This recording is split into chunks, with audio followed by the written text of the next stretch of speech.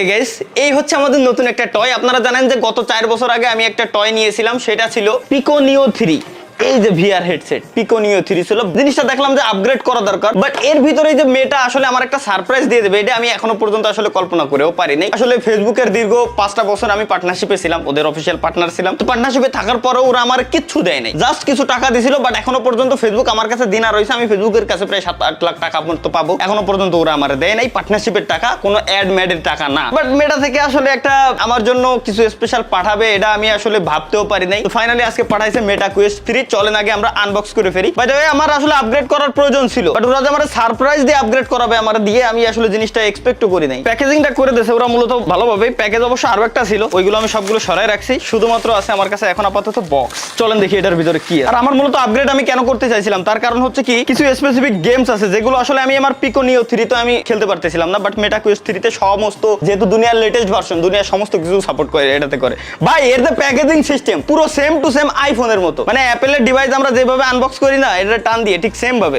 এই জিনিসটা দারুণ একেবারে। এতে বোঝা যায় যে একেবারে ইনটেক প্রোডাক্ট, দেশে আসার পর কেউ এখনো পর্যন্ত আনবক্স করি নাই।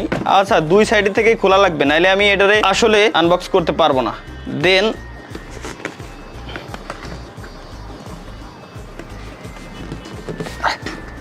মাথার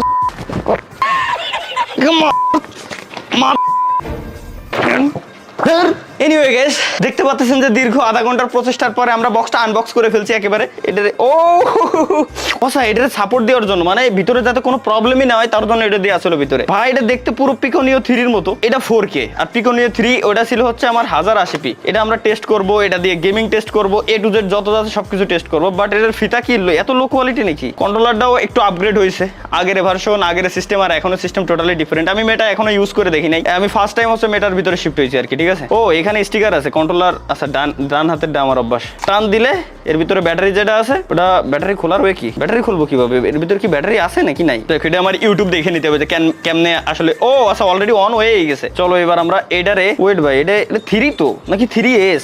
মেটা কুয়েস্ট 3, এটা তো 3, কিন্তু এটা আমার মাথার সাথে কি যাবে? টাইট দেওয়ার ওয়ে কি? ও আচ্ছা, বুঝতে পারছি। দুই সাইডে টান দিয়ে যতটুকু মন চায়, মানে বাচ্চা থেকে বুড়ো পর্যন্ত আসলে সবাই ইউজ করতে পারবে। কলিকাতা হারবাল থেকে নেওয়া এটা মূলত। ও ভাই, এটা গ্রিপ তো মাথা নষ্ট এক কথায়। এর অন অফ সুইচ কোন জায়গা আগে দেখিনি। এই যে মেবি সব থেকে বেশি মজা হবে। আচ্ছা, এখনো পর্যন্ত আমরা লেন্স ওপেন করিনি, কেবলমাত্র ওপেন করলাম একটা, এই একটা, দুইটা। এগুলো এটারে রাইখে দিই আমি।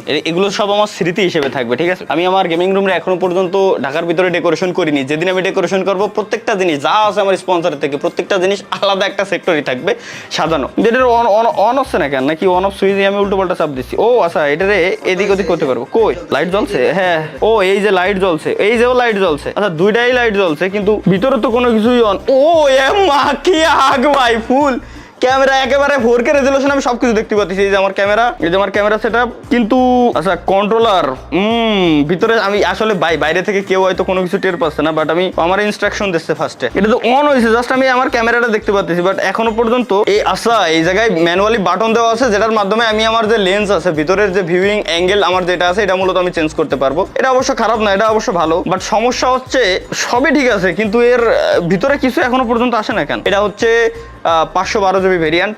এর নিচের যে ভেরিয়েন্টগুলো, এগুলো আছে কিনা জানি না। আমার কাছে 512 GB ভেরিয়েন্ট আছে। আমি কোয়ালিটি বুঝতে পারতেছি, এর কারণ হচ্ছে কি ভাই, অলরেডি আমি এর থেকে লো কোয়ালিটির একটা ইউজ করে দেখছি। সুতরাং আমি ভালো করে বুঝতে পারতেছি যে আসলে এইটার কোয়ালিটি আর ওইটার কোয়ালিটির ভিতরে কতটুকু তফাৎ। মানে এক কথায় আমি বলবো যে ওকে গাইস, আপাতত আমি সেটআপটা কমপ্লিট করে ফেলি। সেটআপ কমপ্লিট হওয়ার পরে দেন আমরা চলে আসতেছি সরাসরি এই স্ক্রিন এবং ওই স্ক্রিন সহ।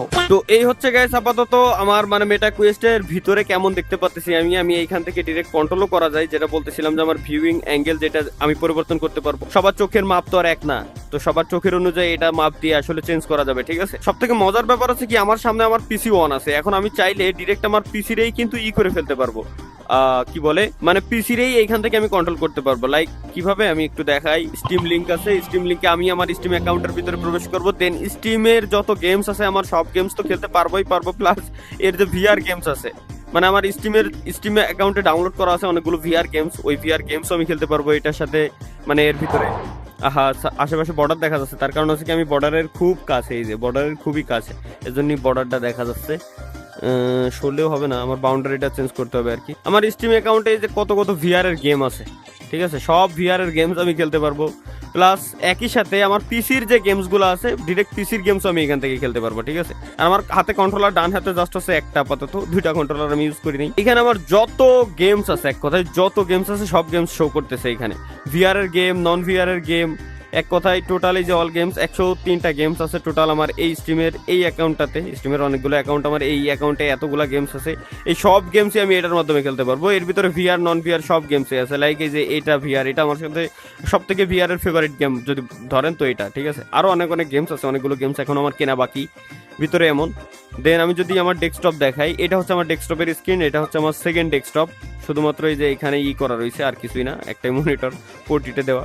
যাই হোক, এটা হচ্ছে আমার দ্বিতীয় মনিটর। টোটালি আমি আমার পিসিটারে এখান থেকে কন্ট্রোল করতে পারবো। লাইক এই যে আমি স্ট্রিম অন করছিলাম, এই যে এইগুলো সব কিছু যত যা আছে সব কিছু আমি এখান থেকে কন্ট্রোল করতে পারবো। ভাই সব থেকে মজার কথা হচ্ছে কি, আমি যদি আমার ভিডিও এডিটিং এর ভিতরে দেখাই, এই ভিডিওটা আমি নিজেই এডিট করতেছি। এটা হচ্ছে আমার অ্যাডোবি প্রিমিয়ার প্রো ভাই, ফুল টোটালি মানে একটা থিয়েটারে বসে আমি কেমন যেন ভিডিও এডিট করতেছি। টোটালি আমি থিয়েটারের ভিতরে বসে ভিডিও এডিট করতেছি। ঠিক আছে, এমন লাগতেছে আমার কাছে দেখতে। এটা হচ্ছে প্রিমিয়ার প্রোতে।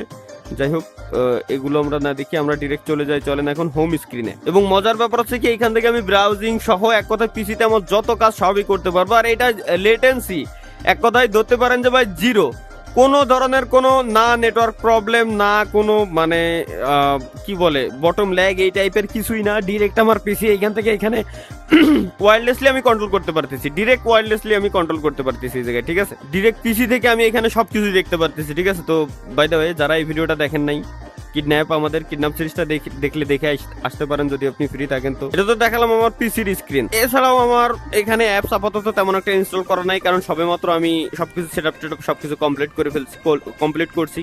তো সুতরাং আমার কাছে এখনো পর্যন্ত সবকিছু নেই। আর এটা হচ্ছে আমার এর ভিতরের ক্যামেরা, যে এর ভিতরের ক্যামেরা দেখতেই পাচ্ছেন যে কেমন কি দেখি লাগে আর কি দেখতে। তো এই হচ্ছে আমার মনিটর সেটআপ, এই হচ্ছে আমার পিসি সেটআপ, এখানে সবকিছুই আছে, এই যে দেখতে পাচ্ছেন। ঠিক আছে, এর ভিতরের ক্যামেরা কেমন দেখা যায়, কোয়ালিটি যদি বলি 100তে 100 না হলেও 100তে 60% বলা চলে। ঠিক আছে, কারণ 1000 গুণ উন্নত। আমার রুমে মাত্র একটাই আলো দেওয়া, তারপরও এখানে যে ভিউটা আমি পাচ্ছি যথেষ্ট পরিমাণ ভালো। এখন যদি আমি আরো সুইচ আরো অনেকগুলো দিয়ে দিই, 3টা বাল্বে দিয়ে দিই, আরো বেশি আরো সুন্দর দেখা যাচ্ছে। আর এমন না যে লাইটের সাথে সাথে আমার চোখের ক্ষতি হচ্ছে, মানে চোখের উপর আলোটা এসে জোরে বাড়ি দেয় না, এই টাইপের কিছু আছে। বাট না ভাই, এই টাইপের কিছুই না। দেখি হ্যান্ড দিয়ে কেমনে যেন কন্ট্রোল করে আমি ভুলে গেছি, হ্যান্ড কন্ট্রোল আমি ভুলে গেছি ভাই টোটালি। চলেন আমরা আবার আমাদের রুমের ভিতরে ঢুকে যাই। এখান থেকে আমি হ্যান্ড দিয়ে কন্ট্রোল করার একটা সিস্টেম থাকে, বাট আমি টোটালি ভুলে গেছি আর কি, ওটা যেন কেমনে কি দেখি করে।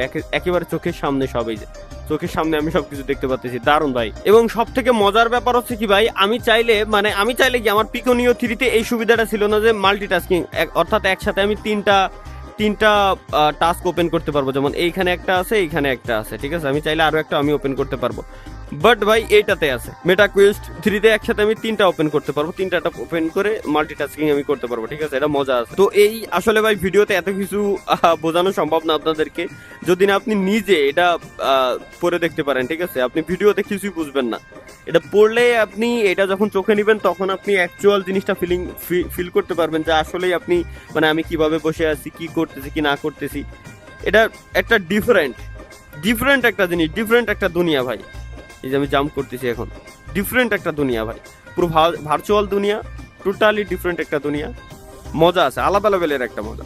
তো থ্যাংক ইউ, ধন্যবাদ সবাইকে। আশা করি এতক্ষণ পর্যন্ত ভিডিওটা দেখছেন। এবং হ্যাঁ, বাই দ্য ওয়ে, লাস্টের এই যে ক্লিপটুকু আপনারা দেখছেন, টোটালি এটা রেকর্ড করা হচ্ছে আমার মেটা কোয়েস্ট 3 দিয়ে। এর যে ভিডিও দেন এর যে অডিও, এই দুইটাই আপনারা শুনছেন মেটা কোয়েস্ট 3-এর। তো ধন্যবাদ সবাইকে, আপনাদের জন্য এত কিছু গিফট পাই, আপনাদের জন্য সবকিছু। তো দেখা হচ্ছে ইনশাআল্লাহ পরবর্তী ভিডিওতে। আল্লাহ হাফেজ। ফলো ভাই, তোর ফলো করা লাগবে না, ফলো করিস না, জানো বুঝলেও জানো ফলো করিস না।